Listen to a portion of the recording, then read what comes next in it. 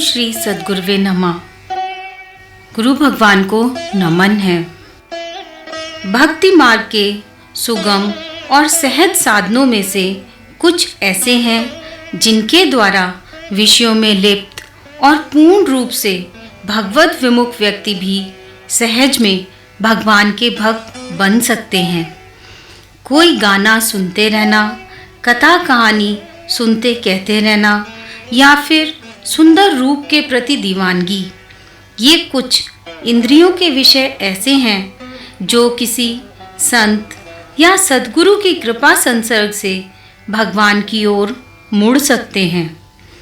पौराणिक इतिहास एवं भक्तमाल में ऐसे अनेक उदाहरण देखने को मिलते हैं जिनमें किसी संत के कृपा सानिध्य को प्राप्त करके कई विषयासक्त व्यक्ति भी भगवान में आसक्त होते देखे गए हैं।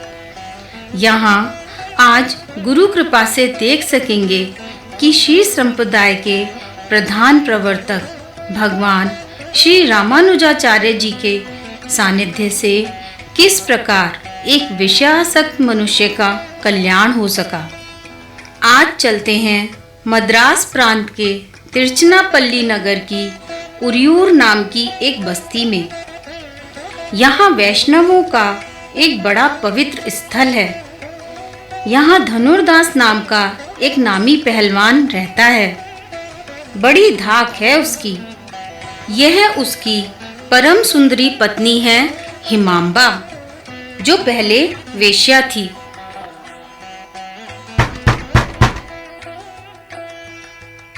आवाज सुनकर पत्नी जल लेकर आती है। धन्यवाद स्वामी। बैठने के लिए आसन बिछाती है और पंखा करती है। धनुर्दास पत्नी को आसन पर बिठाता है और पंखा लेकर उसे ही झलने लगता है। धनुर्दास पत्नी में अत्यधिक आसक्त है। वह हर समय उसे सामने बिठाकर एकटक सदा उसे ही निहारा करता है। जहाँ कहीं भी हो वह पत्नी की ओर मुख करके उल्टा ही चला करता है। उसका ऐसा व्यवहार देखने वालों में कौतूहल उत्पन्न करता है। स्वामी, इधर पास ही में श्री रंगम क्षेत्र में श्री रंगनाथम स्वामी का एक सुंदर मंदिर है। थयावु सेतु अंगा, मुझे वहाँ ले चलिए स्वामी। प्रिय, मगर वहाँ है क्या? वहाँ श्री रंगनाथम स्वामी का वासंती महोत्सव चल रहा है। वैसे भी उत्सव के अब कुछ ही दिन शेष बचे हैं स्वामी। आमा ठीक है, हम जरूर चलेगा। धनुर्दास के सहमति व्यक्त करते ही बातों में निचलापुरी से श्री रंगधाम चलने की तैयारियां शुरू हो गईं। अपने नौकरों चाकरों के साथ दंपति श्री रंगनाथ जी जा पहुंचे। दोपहर कोई 10 बजे का समय था। प्रिय, तुम इस छाते के नीचे आ जाओ। दक्षिण की ये गर्मी तुमको झुलसा ना दे। प्रेयसी के ऊपर छतरी ताने हुए कड़ी धूप में स्वयं झुलसता हुआ देह को कुचलने वाली लाखों की भीड़ में उसको बचाता हुआ मस्त मधुपानोन्मत्त भ्रमर की भांति पीछे ऊंचा है या नीचा इसकी परवाह ना करता हुआ धनुर्दास अपनी पीठ की तरफ चलता ही जा रहा था। दर्शकों को तो यह सब देखने की आदत थी। वे चलते जा रहे थे, नीची नजरें करे हुए। इधर मंदिर में श्री रामानुज स्वामी जी का प्रवेश होता है। प्रवेश द्वार पर ही यह दृश्य देखकर वे रुक गए और शिष्य से पूछा, वेंकैया, यह व्यक्ति कौन है जो ऐसी निर्लज्जता दिखा रहा है? वेंकैया उन्हें सारी बात बताता है। स्वामी जी मन ही मन कुछ प्रसन्न होते हैं। नंदरी वेंकैया नंदरी, तुम तीसरे पहर जाकर उसको हमारे पास बुला लाना। वेंकैया धनुर्दास के पास जाता है और उसे स्वामी रामानुज ने बुलाया है ऐसा बताता है। धनुर्दास, तुमको स्वामी जी ने मठ में बुलाया है। इले इले, अయ్यो स्वामी जी मेरी इस निर्लजता पर बहुत क्रोधित हुए होंगे। भला क्रोध की बात तो है ही, जहाँ इतना बड़ा उत्सव हो रहा है, अनेक देशों से भक्त श्री रंगनाथ जी के दर्शनों की प्यास मन में लिए दर्शन लाभ कर रहे हैं, वहाँ मुझ जैसा व्यक्ति स्त्री के सौंदर्य में गोते लगा रहा है। धिक्कार है ऐसी विषय लोलुपता पर। अब जाता है तो बड़ा अपमान सहना पड़ेगी और ना जाने में स्वामी जी का अपमान होगी। अंत में उसने जाने का निश्चय करते हुए वेंकैया से कहा, नल्ला इरेकिन, ठीक है, हम जरूर पहुंच जाएगा। वेंकैया ने जाकर स्वामी जी को बता दिया। आरती के समय श्री रामानुज स्वामी जी ने बड़ी करुणा से भगवान से प्रार्थना की। श्री रंगनाथम स्वामी, आपकी जय हो। दयामय, आज एक विमुख जीव को अपने सौंदर्य से सम्मुख करा दीजिए। कृपा कीजिए रंगम, कृपा कीजिए। धनुर्दास ठीक समय पर मठ में पहुंच गया। स्वामी जी के पास खबर भेजी गई। स्वामी जी, बाहर धनुर्दास आई है। वेंकैया और रामप्पा, तुम दोनों धनुर्दास को भीतर ले आओ। स्वामी जी, वह धनुर्दास तो हीन जाति का है। वे आश्रम के अंदर कैसे आएगा? इसमें संदेह के कोई काम नहीं। मैं जो कहता हूँ सो करो। पो वेंकैया, पो रामप्पा। दोनों धनुर्दास को लेकर आते हैं। वड़क्कम स्वामी जी। इपादी इरेकिंग, तुम कैसे हो धनुर्दास? नाल्ला इरेकिन, मैं ठीक हूँ। धनुर्दास, ऐसे हाथ जोड़े क्यों खड़े हो? हम तुम्हें दंड थोड़े ही देंगे। आओ इधर हमारे पास बैठो। स्वामी जी ने स्त्री को साथ लेकर निर्लज्जता व अनोखे ढंग से भीड़ में इस तरह चलने का कारण पूछा। स्पष्ट कहो धनुर्दास, छिपाना नहीं। अయ్యో स्वामी जी, उसकी सुंदरता पर मेरा मन मुग्ध रहता है। मेरे मन में विशेष कुछ नहीं है। उसके सुंदर मुख को देखे बिना मुझे चैन नहीं आता। स्वामी जी, आप जो चाहें सो करें, पर हेमांबा का साथ न छुड़ावें। इल्ले, ऐसा नहीं होगा। तब रहो उसके साथ, पत्नी है वह तुम्हारी।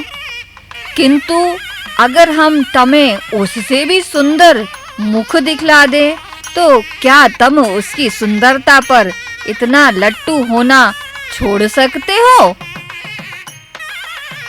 क्यों नहीं, अगर उससे भी सुंदर मुखड़ा देखने को मिले तो मैं जरूर देखना चाहूँगा।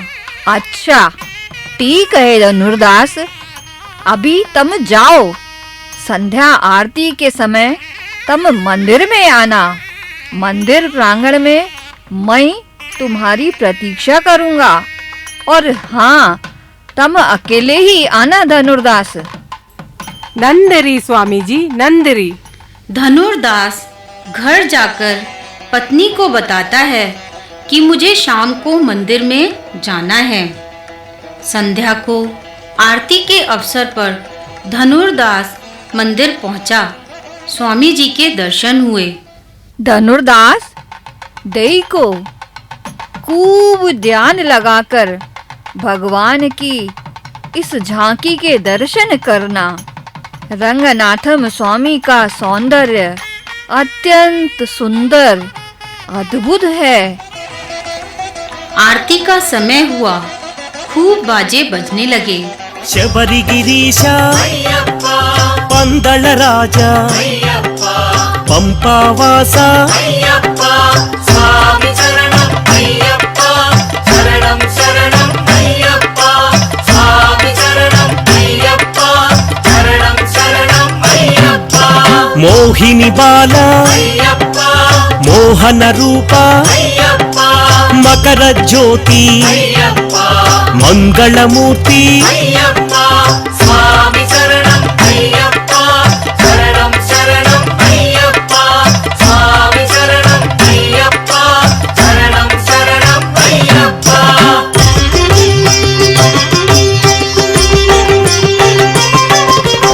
अन्नदान प्रियने अय्यप्पा आर्यंगावु अय्यप्पा अच्चन कोयिल अय्यप्पा श्री धर्मशास्त्र अय्यप्पा स्वामी शरणम अय्यप्पा शरणम शरणम अय्यप्पा। स्वामी जी और रंगनाथ जी की कृपा से श्री विग्रह के अनुपम सौंदर्य पर उसकी आंखें ऐसी गड़ गईं मानो पलकें झपकाना ही भूल गईं। भगवान के रूप माधुरी में ऐसा तन्मय हुआ कि भाव विभोर सा वह श्री रामानुज स्वामी के चरणों में गिर पड़ा। स्वामी जी, श्री रंगनाथम स्वामी का इतना अद्भुत सौंदर्य, नेत्र हटते ही नहीं, मन उनमें खो जाना चाहता है। मेरा सौभाग्य कि आपने भगवान के ऐसे अद्भुत दर्शन कराए। स्वामी जी, मैं इस सौंदर्य को नित निहारना चाहता हूँ। कृपा करके स्वामी जी मुझे अपने चरणों में स्थान दे दीजिए। हाँ हाँ धनुर्दास, इसके प्रबंध हो जाएंगे, तुम चिंता ना करो। दोनों पति पत्नी निचलापुरी को छोड़कर श्री रंग धाम में स्वामी जी के मठ के पास मकान लेकर बड़े आनंद से रहने लगे। धनुर्दास के गुणों और सेवा भाव के प्रभाव से आचार्य जी का धनुर्दास पर वात्सल्य स्नेह बढ़ता गया। स्वामी जी नित्य कावेरी स्नान के बाद धनुर्दास का सहारा लेकर ही लौटते थे। यह देखकर शिष्यों में द्वेष भाव उत्पन्न हो गया। स्वामी जी, धनुर्दास हीन जाति का है, फिर आप स्नान करके उसका स्पर्श करते हैं। क्या आम जैसे ब्राह्मण वहाँ आपकी सेवा में नहीं होते? इल्ले, ऐसा तो मैं अपने हृदय का अभिमान दूर करने के लिए करते हूँ। फिर भी एक बात कहूँगा, उस हीन जाति के धनुर्दास का आचरण हमारे यहाँ के कुछ ब्राह्मणों से तो उत्तम ही है। ऐसा सुनकर भी कुछ शिष्य डाह का भाव मन में रखने लगे। रामानुज जी इस बात को समझ गए। फिर मन में सोचने लगे कि ईर्ष्या का अंकुर तो इन सब का सर्वनाश कर देगा। वेंकैया, आज तुम रात्रि को इन शिष्यों के सूखते कपड़ों में से एक एक टुकड़ा काटकर मुझको दे देना। और हाँ वेंकैया, ध्यान रहे कि कोई जानने ना पाए। ठीक है स्वामी जी, मैं ऐसा ही करूँगा। वेंकैया ने ऐसा ही किया। सुबह अपने कपड़े फटे देखकर सब लड़ने लगे, मारपीट होने लगी। अयो सोमप्पा, ये मेरा कपड़ा किसने फाड़ी? तुमने तो नहीं फाड़ी। रामा, आमने नहीं फाड़ी, देखो मेरा कपड़ा भी फटी हुई है। तुमने फाड़ी, तुमने किसने फाड़ी? फाड़ी मेरी फाड़ी। तुम सब झगड़ा क्यों करते? कपड़ा ही तो फटा है। तुम सबको मैं 2-2 जोड़ी नए मंगवा दूंगा। थोड़े दिन बाद उन्हीं झगड़ने वाले शिष्यों को स्वामी जी ने कहा, रामप्पा, तुम लोग धनुर्दास के घर जाके हिमांबा के गहने चुरा लाओ। तब तक मैं धनुर्दास को यहीं सत्संग में रोकता हूँ। सत्संग होने लगा। कुछ शिष्य धनुर्दास के घर पहुंचे। रामा, घर में तो रोशनी है। लेकिन धनुर्दास की पत्नी तो सो रही है। हाँ, पति की प्रतीक्षा करते करते सो गई होगी। हिमांबा सोई न थी, किंतु श्री वैष्णवों को रात में चुपके से घर में घुसकर चोरी का विचार करते देख खर्राटे लेकर सोने का अभिनय करने लगी। देखो, ये गहरी निद्रा में है। ये दाहिने तरफ वाले गहने धीरे से उतार लो। हाँ, धीरे से।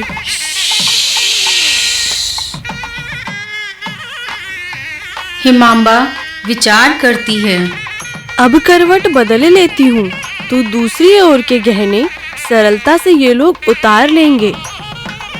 ऐसा सोचकर उसने करवट बदली। अयो राम, लगता है ये जागने वाली। हाँ, ऐसा हुआ तो सब गड़बड़ हो जाएगी। चलो चलो, जल्दी लौट चलें। दोनों मठ की ओर भाग जाते हैं। जहाँ सत्संग हो रहा था वहाँ जा पहुँचते हैं। उन्हें वापस आया देखकर श्री रामानुज स्वामी जी कहते हैं, अच्छा धनुर्दास, अब बहुत रात बीत चुकी है। अब तुम घर जाओ। नल्ली राव धनुर्दास। नल्ली राव स्वामी जी। रामप्पा और सोमा, तुम दोनों ने मेरा बताया काम कर लिया या नहीं? हाँ माँ स्वामी जी, मगर पूरा नहीं हुई। अयो स्वामी जी, हिमांबा जागी तो हम भाग गई। नल्ले रखे। ठीक है, धनुर्दास घर पहुंचता ही होगा। जाकर चुपके से सुनो। दोनों पति पत्नी में कई बातचीत होते हैं। सोमा और रामप्पा जाते हैं। दोनों सुनने का प्रयत्न करते हैं कि दोनों में क्या बात होती है। उधर धनुर्दास के घर पहुंचते ही हिमांबा पति को आराम से बिठाकर सारी बात बताती है। हिमांबा, तुच्छ गहनों के मोह में तुमने ये क्या किया? मालूम होती है कि तुम्हारे रुपए गहने की ममता अभी गई नहीं। इसीलिए तुमने उन वैष्णवों को सारे गहने नहीं ले जाने दिए।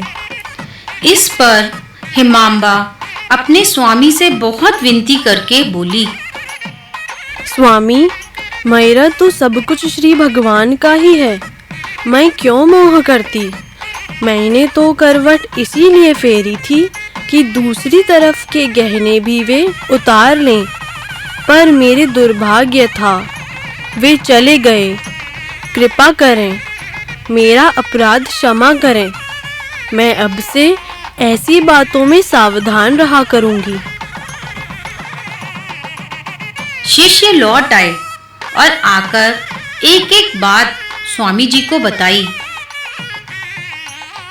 वेंकैया, तुम आश्रम के सभी शिष्यों को बुला लाओ। चलो, तुम सबको स्वामी जी ने बुलाया है। सभी आ जाते हैं। स्वामी जी ने सभी को कपड़ों के फटे टुकड़े देते हुए कहा, यह लो अपना कपड़ा का टुकड़ा।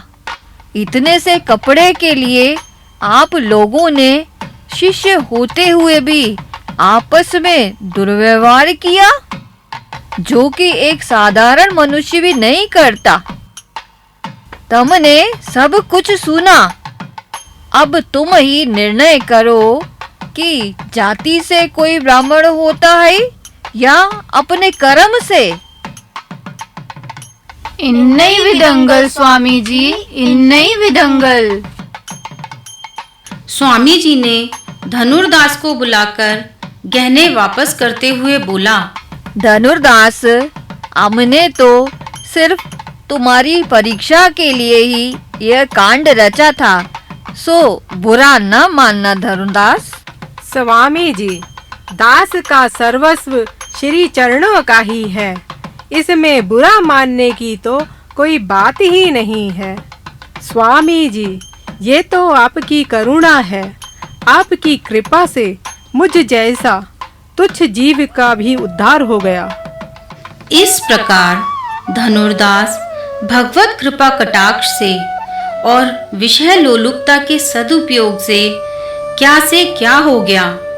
स्वामी जी की कृपा और उनके सानिध्य से धनुर्दास और उसकी वैश्या पत्नी हिमांबा दोनों का कल्याण हो गया। गुरु भगवान के अनंत अनंत शुक्राने।